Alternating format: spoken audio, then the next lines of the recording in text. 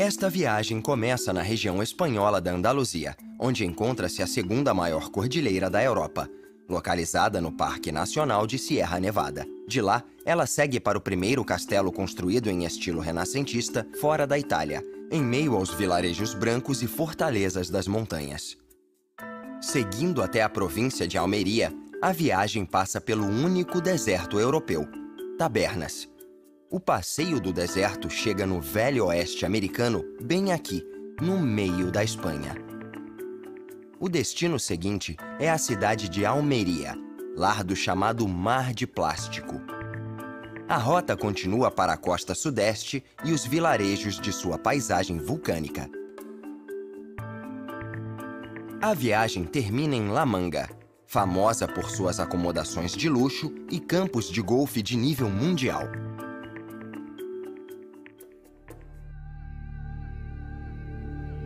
Estas são as montanhas da Sierra Nevada, no sul da Espanha.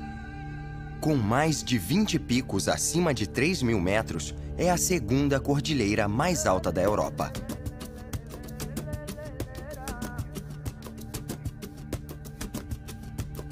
Os espinhaços superiores estão marcados por antiga atividade glacial. Os picos mais altos ficam cobertos de neve o ano inteiro, e o derretimento do gelo abastece continuamente a paisagem abaixo, criando um ecossistema muito rico. A Sierra Nevada começou a crescer 7 milhões de anos atrás, e ainda está em formação. Pico del Veleta é o segundo maior pico da cordilheira e mede quase 3.400 metros. Como estas montanhas, o terreno da porção sudeste da Espanha pode parecer ermo, mas esta paisagem está repleta de surpresas em todo lugar. O distante povoado de Treveles tem a altitude mais elevada de qualquer vilarejo no continente espanhol e foi a última fortaleza dos mouros. Eles fugiram para cá na esperança de evitar a conversão forçada ao cristianismo, depois que os castelhanos tomaram Granada em 1492. Hoje, estas montanhas fazem parte do Parque Nacional de Sierra Nevada. Com mais de 86.000 hectares, é a maior área de conservação da Espanha.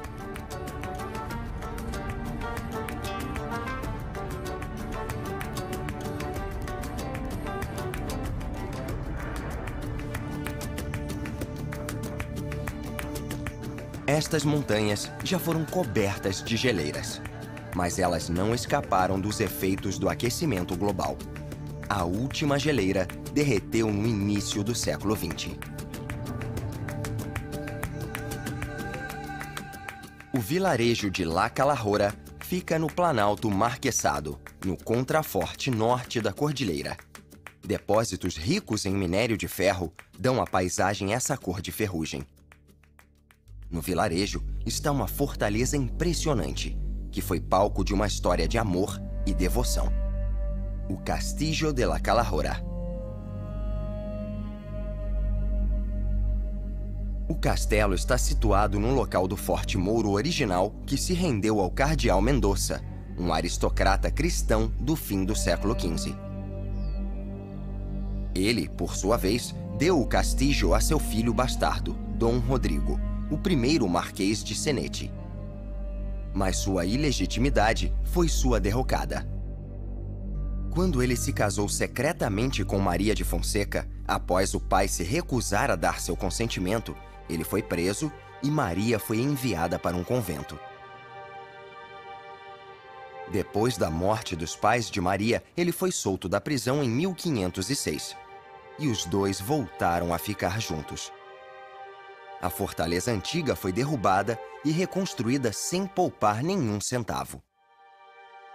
Artesãos e materiais foram trazidos da Itália para criar este extravagante jardim. Durante anos, o marquês morou aqui com sua esposa e 2 filhas. Depois da Revolta Moura em 1571, o castelo ficou praticamente intocado até o início do século XX. Como seus áridos arredores, a aparência ameaçadora do castelo tem uma beleza desolada própria.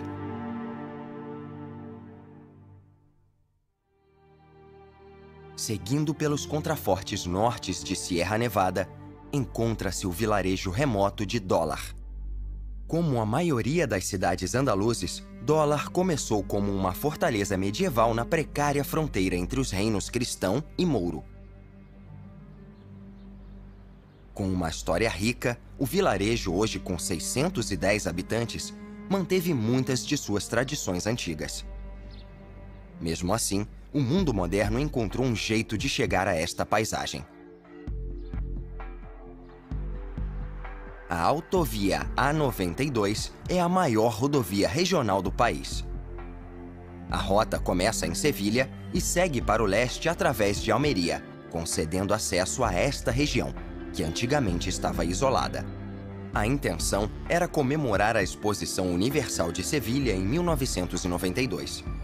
Mas um deslizamento de terra e burocracia atrasaram em um ano a inauguração da estrada.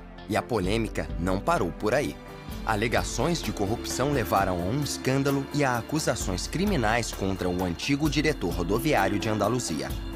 Depois de 14 anos e 2 julgamentos, ele foi absolvido. Continuando a viagem pelo declive norte de Sierra Nevada, o destino seguinte é o vilarejo de Abrucena, que ainda mantém seu formato medieval original.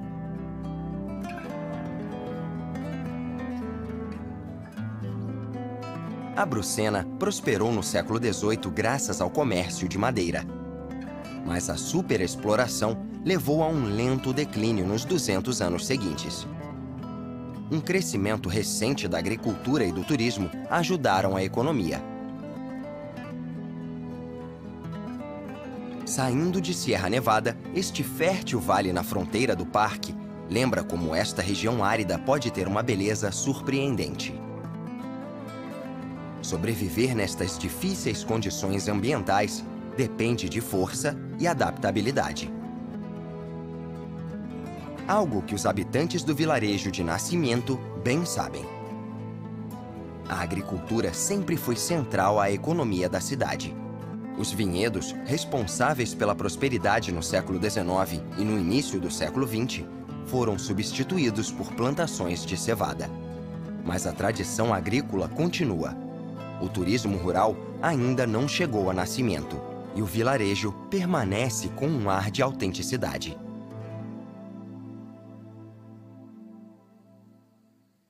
O destino seguinte guarda muitas surpresas.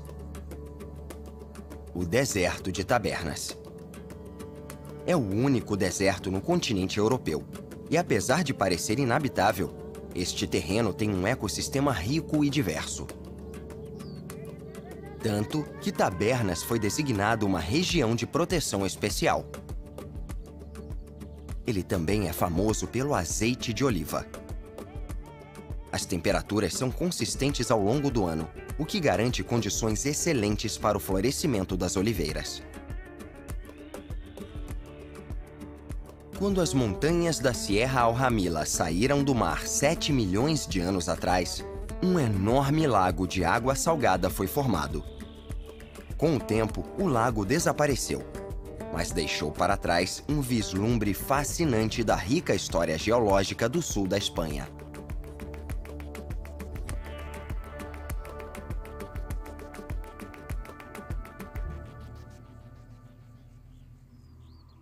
No meio dos penhascos, há outra descoberta incrível. À primeira vista, estas estruturas parecem apenas prédios abandonados. Mas uma análise mais cuidadosa revela a origem verdadeira das construções. Cinéfilos podem reconhecer este set de centenas de filmes de Bang Bang rodados na região ao longo dos anos 60 e 70. Mais notavelmente, as obras do diretor Sergio Leone. As lendas hollywoodianas Henry Fonda, Jason Robards e Charles Bronson andaram nas empoeiradas ruas daqui durante as filmagens de Era Uma Vez no Oeste. Este set, conhecido como Western Leone, é o menor dos 3 no deserto de Tabernas. Apesar de não ser mais usado em filmagens, está aberto para excursões públicas. Visitantes podem lembrar de cenas de seus tiroteios favoritos. Mas nem todos os filmes rodados aqui eram bang-bangs. Produções épicas como Lawrence da Arábia, Cleópatra e Patton, Rebelde ou Herói, foram filmadas aqui.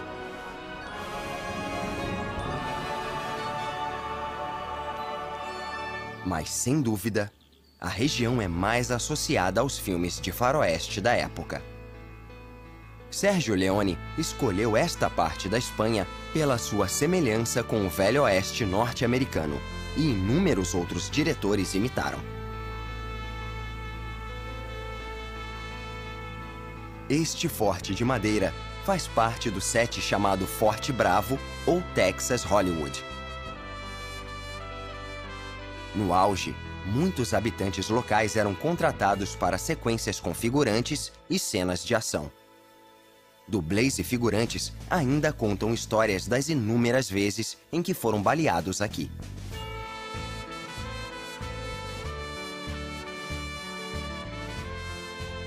O set Forte Bravo foi construído para o icônico filme Três Homens em Conflito.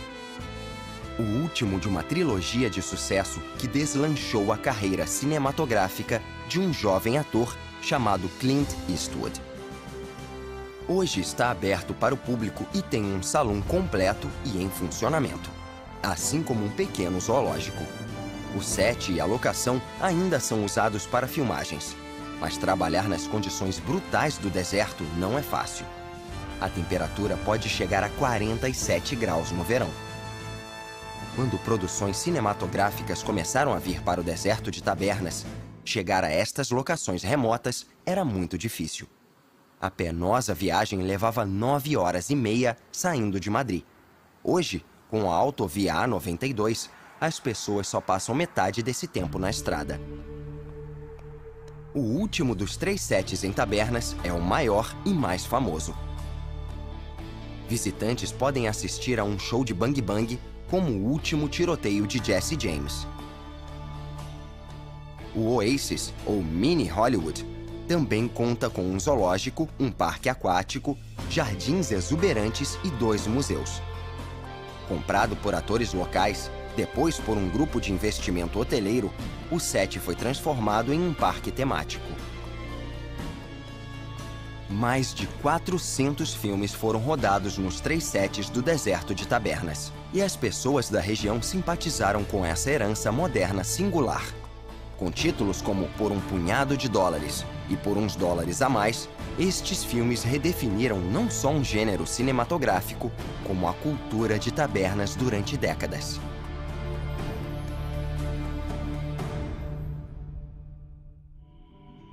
Mas a base dessa cultura já existia muito tempo antes de a primeira câmera chegar.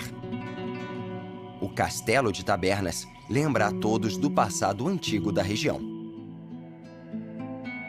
A fortaleza foi construída no século XI, e lendas de passagens secretas que ligam este lugar a diferentes partes da cidade ainda circulam entre os habitantes locais.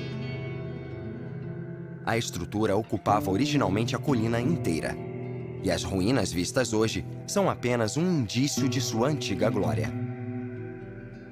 O castelo se rendeu aos cristãos em 1489 e foi abandonado no fim do século XVI. Em 1993, foi declarado um monumento de interesse histórico. E perto de relíquias assim, há sempre provas da era moderna.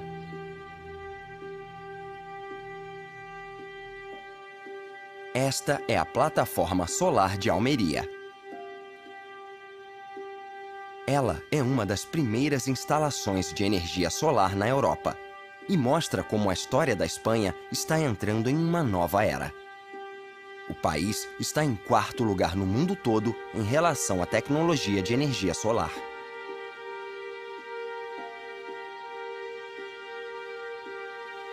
Esta plataforma é também o maior centro de tecnologia e pesquisa de energia solar da Europa. As condições climáticas são similares às de muitos países em desenvolvimento na zona equatorial. E os testes realizados aqui podem ser vitais ao futuro dessas nações.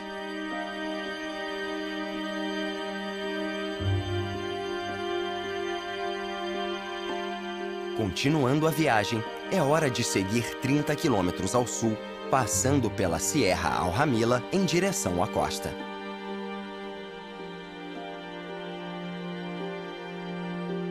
Esta paisagem seca pode parecer inóspita, mas abriga 50 pessoas e é reconhecida como um lugar de importância comunitária em Almeria. Mas mesmo neste lugar ermo, encontram-se indícios da era tecnológica. Dezenas de milhares de túneis de polietileno transformaram uma das porções mais estéreis da Espanha na maior estufa da Europa, com uma produção agrícola em grande escala. Os túneis cobrem aproximadamente 30.000 hectares, e não existe concentração maior do que essa em nenhum outro lugar. Se este crescimento agrícola é bom ou ruim, depende da perspectiva. A indústria trouxe uma nova prosperidade para a província, mas vieram também inúmeros problemas ambientais.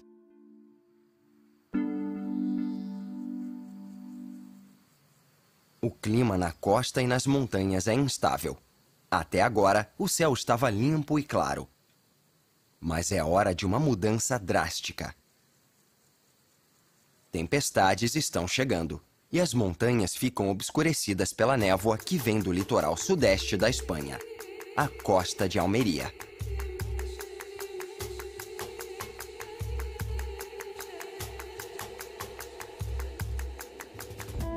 Esta é a sinuosa estrada costeira. O aumento de férias dos anos 60 não contemplou esta região, e esta rodovia, a AL-1065, leva a uma das últimas regiões não descobertas da costa mediterrânea da Espanha.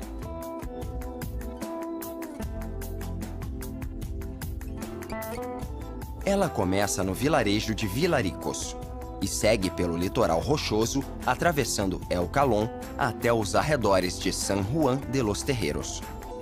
Como muitos outros lugares na Espanha, esta região foi palco de um frenesi de construção ao longo da última década. A tendência começou no início do século XXI. O mercado foi crescendo e teve seu auge em 2008. Com a recessão, essas regiões ficaram repletas de apartamentos não vendidos e não concluídos. Símbolos da especulação imobiliária na Espanha. Desde 2011, o mercado começou a sair lentamente da crise econômica. A maioria dos compradores são estrangeiros atrás de uma barganha. Gruas de construção voltaram a trabalhar, mas o mercado continua oscilante. Mas muito desse desenvolvimento imobiliário foi ótimo para o turismo. San Juan de los Terreros era um tranquilo vilarejo pesqueiro até a chegada dos resorts. Felizmente, a histórica bateria foi poupada. Construída em 1746, a intenção do forte era proteger a região de ataques piratas. Mas ele acabou no meio da Guerra Peninsular com a França no início do século XIX. Após sofrer muitos estragos, foi abandonado, até ser finalmente restaurado. A tempestade ainda ameaça se aproximar enquanto a viagem segue a costa até a cidade litorânea de Águilas. Sua história data da época em que era um porto de pesca romano. No meio do século XIX, se tornou uma grande colônia britânica. Enquanto a cultura da cidade foi influenciada por seus antigos habitantes, nenhum foi tão influente quanto a costa vulcânica da qual Águilas emergiu. Hoje, como muitas das cidades costeiras de Almeria, a economia local depende do turismo sazonal e cultivo em estufas. Estima-se que 2.700.000 toneladas de produtos hortifrutigranjeiros sejam cultivados debaixo do mar de plástico de Almeria todo ano. O cultivo em estufas foi introduzido em Almeria nos anos 60. Mas a indústria começou a crescer 2 décadas depois. Hoje em dia, a Espanha tem o segundo maior número de estufas do mundo, atrás apenas da China. Voltando às montanhas, é hora de continuar a visita à costa sudeste do país.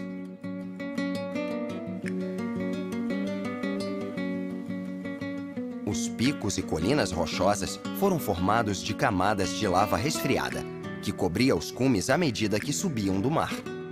Aqui encontra-se o vilarejo distante de El Portús, escondido nesta pequena baía. O lugar é uma conhecida praia de nudismo. Bom, é melhor seguir em frente. Do mar, é possível ter uma vista melhor ainda da paisagem costeira vulcânica de Almeria. Esta enorme rocha, a Isla de las Palomas, é outra amostra da rica geologia da região.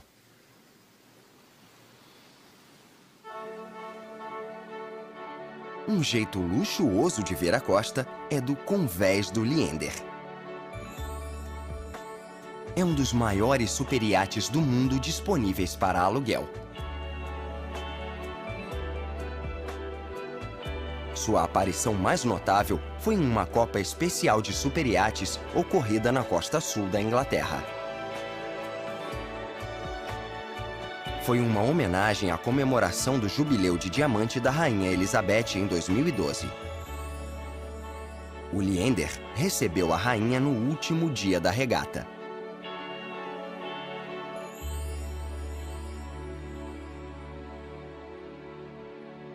Com vista para o Mediterrâneo, estes picos têm muitos tesouros para caçadores e especialistas em fósseis.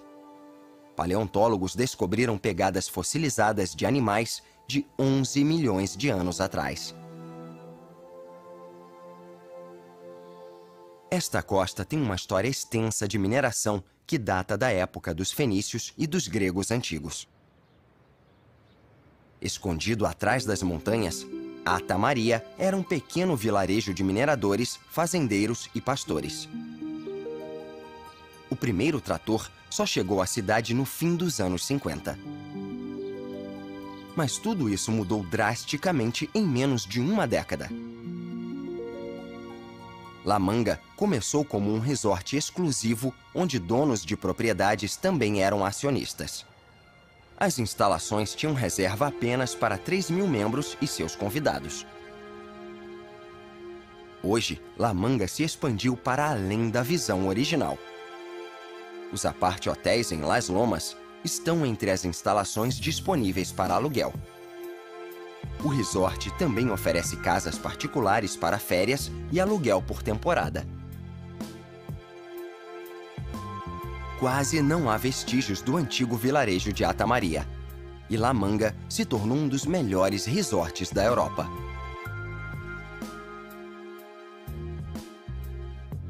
O golfe é fundamental para o sucesso de La Manga.